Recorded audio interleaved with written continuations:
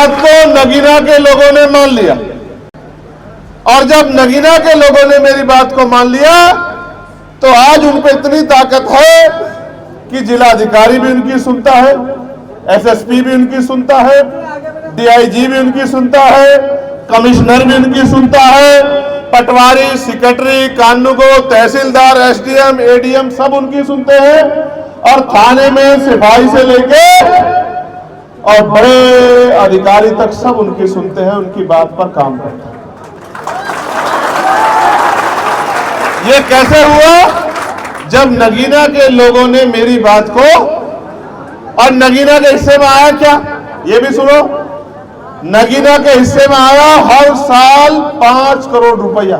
कितना कितना? और 5 साल में 25 करोड़ रुपया। कितना?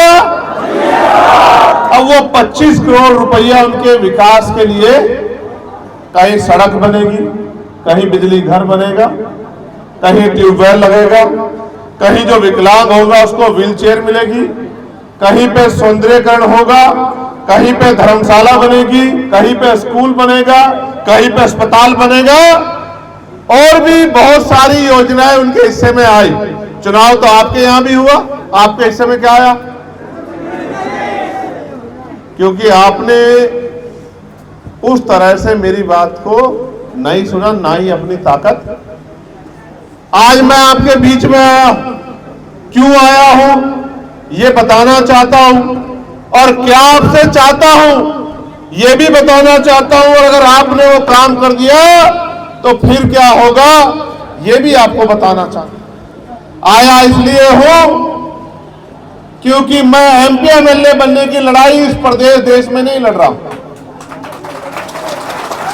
इसलिए आया हूं कि बहुजन समाज में जन्मे संतों, गुरुओं, महान पुरुषों ने जो बलिदान दिया था, जिन उम्मीदों के साथ बलिदान दिया था, वो काम अभी अधूरा है, और वो एक चंद्रशेखर आजाद के संसद में जाने से पूरा नहीं होता।